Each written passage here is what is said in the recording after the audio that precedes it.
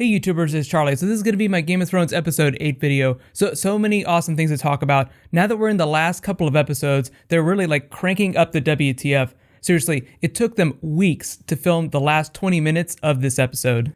Let there be no more questions as to where the budget was spent this year. And everybody always wonders whenever Ghost doesn't show up a whole lot, they have to use CG for stuff like that. So bigger dragons this year, more White Walkers. So just careful for spoilers from the episode if you haven't seen it yet. So I'm going to start with the really big stuff first. Just a quick reminder too, new round of the giveaway starts now. All you have to do to enter is be a subscriber and leave a comment on this video. I'll announce the winner in my Q&A tomorrow. The person that we saw in the episode was the Night's King. Obviously, he looks a little bit different than what he looked like last year. Here, this is what he looked like in episode 4 last year. As you can see, they just did a much better job on the effects, just because they wanted him to be like a practical person that could walk around and interact with everyone else. We really only saw his face last year.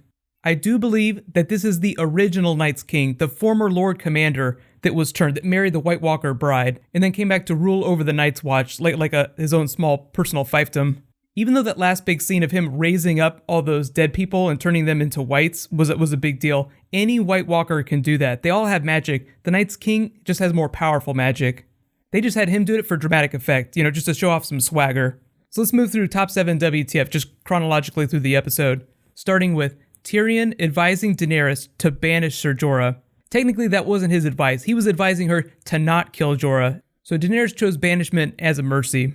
But it was still really sad. You do feel for Ser Jorah, especially that he knows that his days are numbered because of the grayscale. There really isn't like an official timeline as to how long it takes grayscale to take over your body, only that it happens really quickly, like within a matter of weeks probably. It really didn't even look like it was that much worse, so I'm guessing he's only had the affliction for a day or two. I'm expecting though that by the finale, like if he looks at it again, it'll be way worse. It'll be covering like most of his forearm.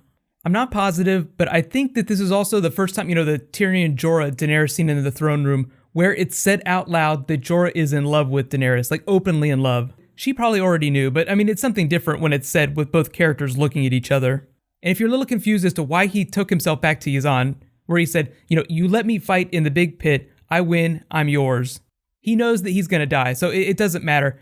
I think he wants to have one last chance to prove his love to Daenerys, visibly. It's like his ride off into the sunset. If I'm going to die, I might as well do something big, make some big grand gesture to the person I love. On to number 6 though, Tyrion explains to Daenerys why she can't just march into Westeros. This is all about the difference between gaining the support of the people versus the support of the nobles. Tyrion explains to her that, she's freed all the slaves in Saber's Bay, so they love her, but all the nobles still hate her. She's got that big problem in Meereen right now. Remember, Daario wanted her to pull a red wedding moment and kill all the heads of the houses in the city. Tyrion was just reminding her that politics are a much bigger deal in Westeros. She's going to need support from the nobles. He's valuable to her because politics are what he does really well, but it was fun seeing them chat together. Two terrible children of two terrible fathers. And if you didn't recognize it, whenever she was giving that speech, I'm not going to stop the wheel, I'm going to break it, that was from the trailer. You could take that to mean a lot of different things. I feel like Daenerys, in her own mind, thinks that she's going to march into Westeros and get rid of a lot of the inequalities between the really rich people and the really poor people. Tyrion actually suggested to her that she stay in the East. Maybe this is where you belong. But as Daenerys said, this is not my home. That's basically the show telling you that no, she will not stay put forever. Eventually they will make their way to Westeros, but that's still a long ways off. I feel like that's not going to happen for a while. Remember, in order to get all those people over to Westeros, they still need ships, which they do not have right now. That seems like a season 6 problem to solve. I think the funniest part though was when Tyrion said, the only person I trust more than Varys is my brother. And Daenerys is like, you mean the one that killed my father? And he's like, yep, that's the one. Moving on to number 5, Sansa finds out that her brothers are not dead. She seems like she's getting stabbier and stabbier, so I'm hoping at some point she just snaps and does some sort of Reek-type torture upon Ramsay or Miranda or even Theon himself. It would definitely go a long ways towards addressing some of the issues with Sansa this season so far. She's kind of backslid a little bit. She started out in a really powerful place, then we got onto all this Ramsay business, and now it finally looks like she's going to do something about it.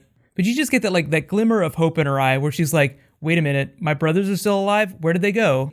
Everybody always asks me about Rickon, where is Rickon? So in the context of the story, he is just with Osha hiding off on an island. Both the show and George R. R. Martin just don't need him. The story doesn't need him right now, so he'll probably come back at some point, or he could just live on that island for the rest of his life. And yes, his direwolf Shaggy Dog is still alive too. Bran, of course, is up training with the Three-Eyed Raven way north of the Wall. He won't be back till season 6, but he will be back because he's a really important character. On to number 4. Arya gets ready to take her first mission, taking on a new identity in the process. As predicted, it doesn't look like she's going to be changing her face, but she does have a new costume, like she has a new look. This was actually on the cover of Entertainment Weekly, like before the start of the season. You could see when she was talking to Jaqen, she almost has it down cold. She makes a few slip-ups, but she's got this persona. I love how the waif objected to Jaqen, and he just said, well, it's all the same to the many-faced god, whether she lives or dies. That might seem kind of bleak, but it just shows you how stone cold the faceless men are. They believe in justice, that's what Arya's mission is all about, but they're not really about sentiment. Don't expect any hugs from them.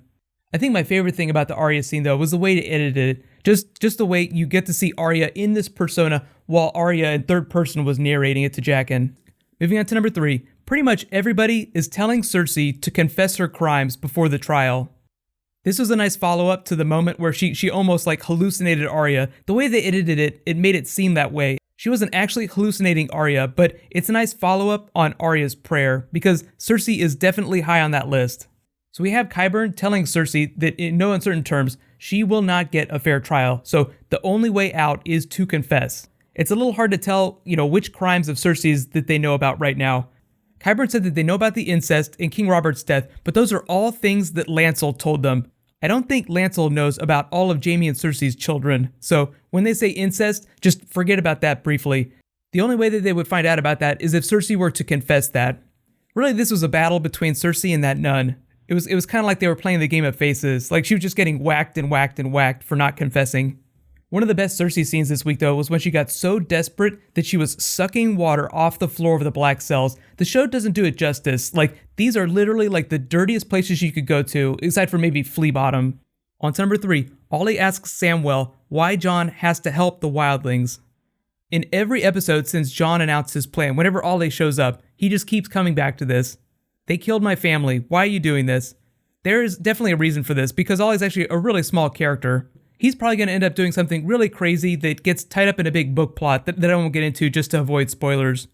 Here's the thing about where Ollie's headspace is right now and what Samwell told him. You have to think about making hard choices, things that seem wrong now, but in the long term are right. Samwell was talking about Jon getting the wildlings. That obviously, very hard thing to do right now, but long term they need them to fight the White Walkers. Ollie, though, in a really nasty twist of that, is probably thinking the exact opposite thing. He's going to do something to satisfy his need for revenge in the short term that will wind up in the long term being really, really bad. I don't want to make too many predictions, on what those long-term consequences of what Ollie does could be. We'll have to wait till after the finale, though, but that's something really interesting that you guys should all remember. On to number 2. Jon Snow arrives at Hardhome with Tormund Giantsbane. They're greeted, of course, by the Lord of Bones, which we haven't seen in forever. I think the last time we saw him was when Jon first tried to infiltrate Mance's camp, way back. The Lord of Bones is like the wildlings version of Ollie. He's like, I don't understand why we have to do this. This bull crap. Look at that pretty crow you have there, until Tormund just beats the crap out of him with his own weapon. Everything that happened in that meeting with the elders is just to show us on screen the consequences of what happens when you don't work together. Just speaking in terms of numbers, Jon said about 5,000 people agreed to go with them, not including Thenns. Thenns definitely against working with the crows, which I thought was really funny that he dubbed Jon King Crow. You could twist that metaphor into a Night's King reference, because he was a crow himself and he was commander of the Night's Watch just like Jon is. But they have about 5,000 wildlings, and when you look at the shoreline, you can see just bodies for miles. Too bad it seems like 90% of those people are now whites in the army of the Night's King. I know as that they were running away, it seems like they left the Dragonglass, but remember, Stannis said that Dragonstone is full of Dragonglass, so they can go get more if they need to. The battle itself was the hardest thing for them to shoot this season. In terms of time, it took the longest. I mean, the episodes typically take anywhere between 8 and 2 weeks to film. This was almost twice that. But finally, my number 1 WTF, the Night's King takes a weird interest in Jon Snow. Notice how long his gaze lingers on Jon Snow as he shatters a regular White Walker with his blade, with Longclaw.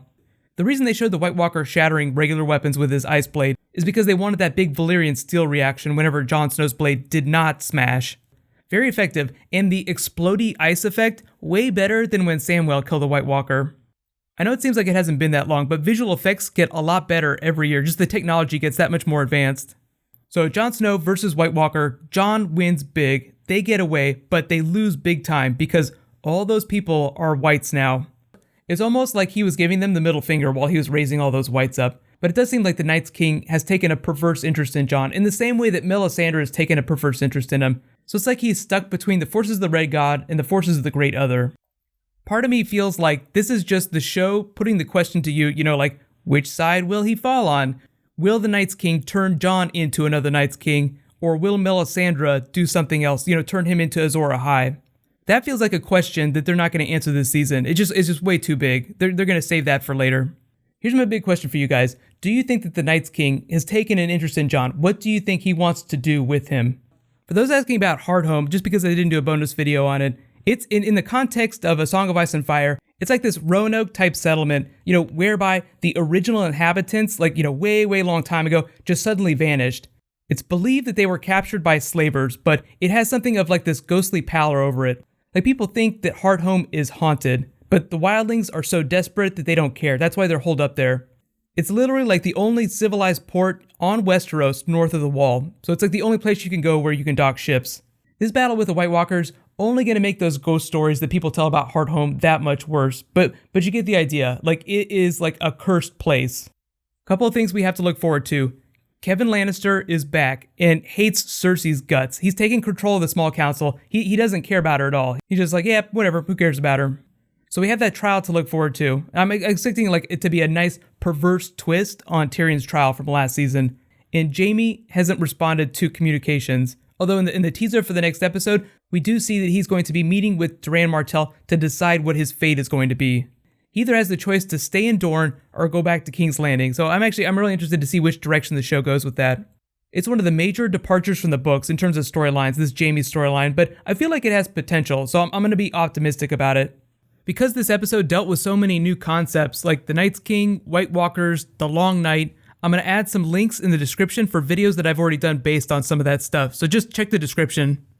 So don't forget, I'll be posting the Q&A for this tomorrow, and while you guys wait for that, you can click here to learn all about Euron Greyjoy. There's just a rumor that he might be cast for Season 6, and you can click here for last week's episode. Thank you so much for watching, everybody. Let's high five. I'll see you guys tonight.